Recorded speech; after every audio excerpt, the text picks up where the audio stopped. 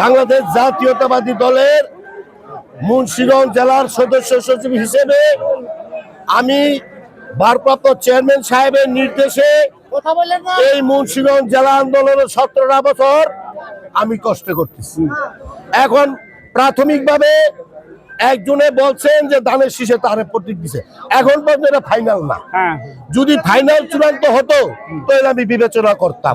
এখন পর্যন্ত ভারপ্রাপ্ত চেয়ারম্যান 25 তারিখে সে আসতেছে, যদি আইসা আমাদের বলে যে না আপনারা নির্বাচন প্রাথমিকভাবে যারা দেওয়া হয়েছে এইটাই যদি সে মনে করে এটাই সিদ্ধান্ত, তাহলে এই মুন্সিগঞ্জ ও গজারিয়ার সমস্ত নেতা কর্মী যারা আছে তাদের লগে আলোচনার মাধ্যমে চিন্তা ভাবনা করব আমি স্বতন্ত্র করব কি না।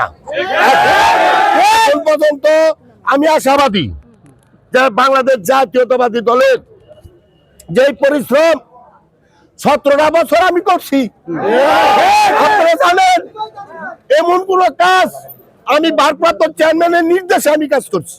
ঠিক ঠিক আমি গোলাপ শাহ থেকে শুরু করে 17 বছর আগে, এই 17 বছর আগে 111-এর সময় আমি কি টর্চারিংটা হয়েছি এই সেনাবাহিনীর হাতে, ঠিক তারপরে 17 বছর এই পুলিশ বাহিনীর হাতে। আমার বাড়ির অস্তিত্ব বলতে কিছু নাই, বেলের অস্তিত্ব নাই। শুধু আমার না, আপনারা জানেন এই মুন্সিগঞ্জ শহরের সদরের জেলার কি গজারিয়া সহ মুন্সিগঞ্জ জেলার এমন কোন মানুষ নাই যে 17 বছর আমি রাজপথে না ছিলাম। ভারপ্রাপ্ত চেয়ারম্যান সাহেব একটা কথা বলছে যে যারা কষ্ট করেছেন 17 বছর তাকে মূল্যায়ন দিবে, সেই মূল্যায়নের আশায় এখনো আমি আছি। ইনশাল্লাহ ভারপ্রাপ্ত চেয়ারম্যান সাহেব যেই নির্দেশ দিবে আমি এই নির্দেশ মোতাবেক কাজ করব। আপনারা জানেন এই যে বৈষম্য ছাত্র বিরোধী আন্দোলনে যারা এখন নমিনেশন করতেছে, 3টা টন তাজা লাশ আমার সামনে পড়া, 10 দিন না 12 দিন পরে মনে হয় তার বাড়িতে যায় নাই, ঠিক দেখতেও যায় নাই, তারা আজকাল বড় নেতা হয়ে গেছে।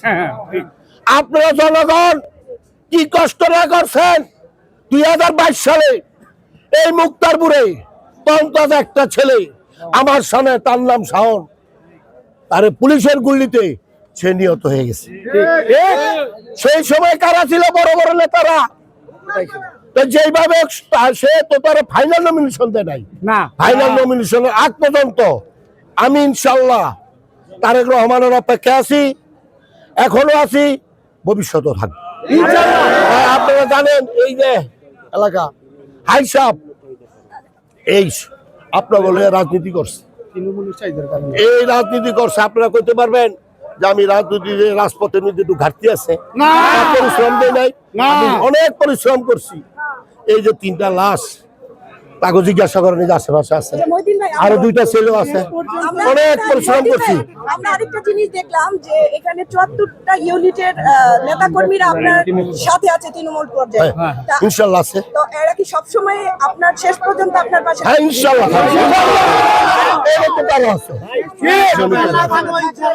ইনশাআল্লাহ থাকলে প্রতিদ্বন্দ্বী যে কোনো প্রার্থীর সাথে আপনার ভোটের ব্যবধান কেমন হতে পারে? আপনি জয়ের ব্যাপারে কতবাদী? এইটা তো জনগণের, আপনারা তো দেখতেছেন, আপনারা তো মাপকাঠি সাংবাদিক ভাইরা আমাকে থেকে মাপকাঠি আপনারা বেশি, এই মাপকাঠি বিবেচনা বিশ্লেষণ করে আপনারা যাচাই করে দেখেন আমি কি পরিমাণ পাবো। কি আমার কাছে কোনো কিছু নাই, আমার দামি 50 করলে 100 করবে। আপনারা যাচাই করে দেখেন। জনগণের আরেকটা জিনিস জানেন, জনগণের ক্ষমতার উৎসব। বাংলাদেশ জিন্দাবাদ, বাংলাদেশ জাতীয়তাবাদী দল জিন্দাবাদ। ইউনিয়নের লোক গজারিয়া থানার নেতৃত্ব যারা আসছেন অনেক পরিশ্রম করছেন, অনেক কষ্ট করছেন।